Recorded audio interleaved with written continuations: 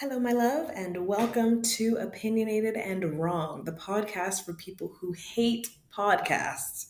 I am your host, the otherworldly, effervescent, holographic iridescence, aka Iris Holloway, and today we are talking about soulmates, or primarily why it is I don't believe in them, because that's crazy. But first, I want to start this episode out with a recording that I have been dying to share with those of you who are either subscribed to my Substack, or listening to my podcast for the first time. I went and got an aura reading at this place called Auragami in Chinatown back in August of this summer. And it's a cute little 5-minute recording of how that session went, which I will play for you now. So your left-hand side, outward energy. This is where you've got more of this like green, yellow, bluish energy. That tends to be someone who either in their job, they're in the friend groups, they have a healer vibration. Usually it's someone that wants to be like a teacher or a vet or a nurse or someone that just gets to interact with people all of the time. Massage therapist. Yes, there you go. Because green is the most balanced color in the whole spectrum. And so it's always someone that has a very strong idea of who they are and what they believe in and what they stand for. And then they can kind of turn around and be like, cool, so how can I help you become more enlightened? Or how can I teach you or connect with you in some sort of way? And so that's why they have jobs like a massage therapist, and usually with their friend group or family, they're the advice giver, they're the one that sees everybody's side. They can be very neutral because they understand the emotions and positions of all different types of people. When you've got that blue there, see how you have blue on your heart chakra down here as well? That's someone with a ton of empathy. Yes, I know. It's just someone who can feel things that other people feel and sometimes understand themselves before they do, right? Which is a blessing and a curse, as you know, sometimes. Heavy on them before they do.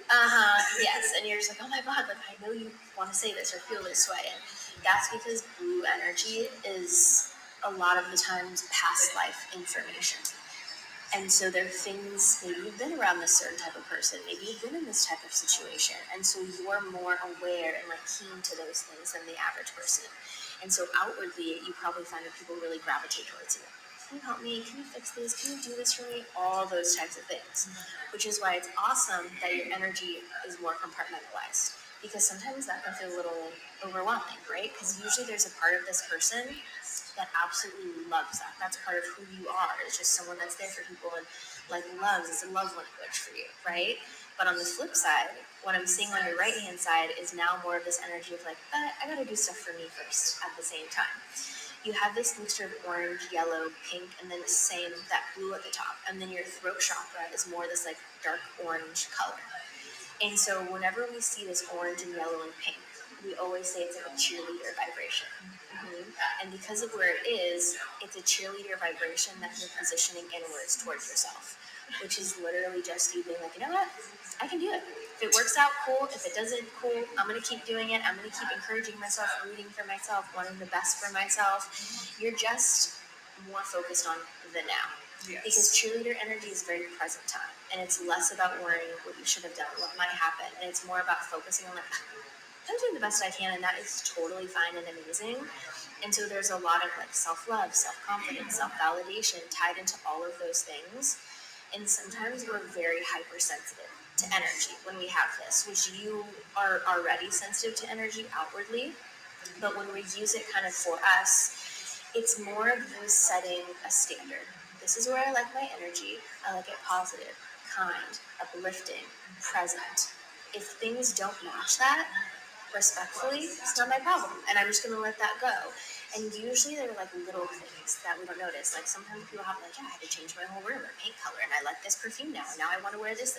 Yeah, like we start to change these little things because we're more aware of what energy feels like for us. Like, I recently switched from like a mango scented skincare routine to a peach scented skincare routine, and I have different paint colors for like every single room in my house. For like my room is purple, my living room is blue, the dining room is red, and I'm like, people will come in and they'll go, it's like a rainbow. Like, yeah. I get rooms and I'm like, yeah, that's on purpose. Yeah, you're like, yeah, that's what I want. That's how I set my energy and how I set my space. Amazing. And like, It's just a perfect example of like why that's such a form of self-love, because it's something that feels right for you, and just prioritizing that and having that. And because your throat chakra has that kind of like orangey energy, it just means you're also a cheerleader for other people and an advocate for them. And someone that has cheerleader energy always wants to be winning, but they want everyone around them to be winning too. And so the way you communicate, you're probably very like, what can I do? Can I help you? Can I be encouraging? Do I need to be softer? Can I push you? Like you can do. Do I need to be softer? Yeah, you're like, I can do any of those things. What do you got? And it's just someone that genuinely wants 360 energy around them to be very positive and high vibration. And so they use their words to facilitate that however they can. Yeah, you're welcome. That is so cool. Yeah. That is so much more than I was expecting. I was like, it's probably going to be like blue. No, I love that. It was so fun and so educational and so accurate, scary accurate to look at this photo and see all of these colors and have a better understanding of what it is they mean. And I wanted to play it at the beginning of my first podcast episode because this is a major embodiment of everything going on in my aura when it comes to how I support my friends, how I support myself, how I engage with people, little forms of self love. Like I mentioned, having every room in my house painted a different color, and how I mentioned changing my scent and glamorizing all of these little things, and just how I show up, but more importantly, how I speak up. Welcome to Opinionated and Wrong. Today's episode topic is soulmates, their existence, their non existence, twin flames, all that fat jazz. I personally do not believe in soulmates. I'm putting it there, platonic, romantic, otherwise, no. I very much am of the opinion that I love you because I choose to love you. I love you because I love you in spite. I love you despite. I don't think that there is any one person or like a destined group of karmically tied people that are all spiritually intertwined. Like I understand we are all energy beings, and I think that's a beautiful thing. And I have people who I in my life right now that I think speak to my soul, and I can see how I got to where I am based on the effects and the advice and the actions and behaviors and things that I see about people. But soulmates, like the idea that there's like someone for you, no, hard pass. And I'm the only person in my immediate group of friends that feels this way. But if I did believe in soulmates, I would say that it's more like a categorical thing. And I use this particular analogy where I say there are 32 boxes in a person's body that could be checked off by any number of people. And you could have someone that checks out 8 in one category and 4 in another and 16 in this one. And that's just gorgeous. And my understanding of what I think my immediate friend's definition of a soulmate is would be that that person checks off all 32 of your boxes and you're going to spend the rest of your life with that person in any capacity, usually implied romantic capacity, but whatever.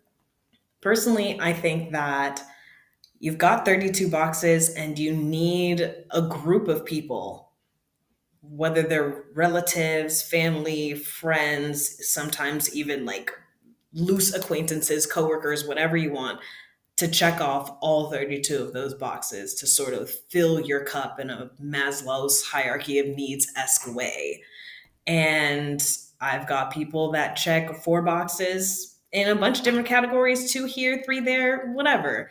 And I think that for some people, you could be in a romantic relationship with someone who checks off 12 of your boxes, and then one day you meet someone who checks off 18 completely different boxes, like absolutely no overlap at all whatsoever to your chosen romantic partner. And Is that to say that the person that you met is more of your soulmate than the person that you're with? No. Not in my humble opinion, at least, my potentially incorrect opinion. I'm just not a fan of the idea. I think that you could have it divided up any number of ways where you have 32 individual categories and people that check off different things, or four categories of eight, or 16 categories of two, or however you want. But like, that is just my cute little analogy for why it is I think that that might not necessarily be a thing on this plane of existence. What else? I did have a momentary lapse in judgment last year, I think. I was talking to a friend, and she had told me that she believes in twin flames. And she was giving me all of these reasons why, and the situation, and like this ex, and all of this stuff, and all of her personal reasons, and making these comparisons between me and her and someone that I had like developed feelings for. And she was like, what if they're your twin flame? And I was like, what if they are my twin flame? And then I came to my senses. No. I am of the opinion that soulmates don't exist and that twin flames don't exist. And I am still on the fence of karmic ties, but I'm leaning more towards no than yes because of some dreams that I had. And I'm very woo woo yee yee about it. But yeah, that is my opinion. Correct me if I'm wrong. And I say all that to say thank you for tuning in to a very short first episode of Opinionated and Wrong with the otherworldly effervescent holographic iridescence, aka Iris Holloway, your host. Thank you. And I hope that you join me for this and future episodes where I will have guests and talk about whatever it is I feel like, whatever is going on in the moment, I guess. Anyways,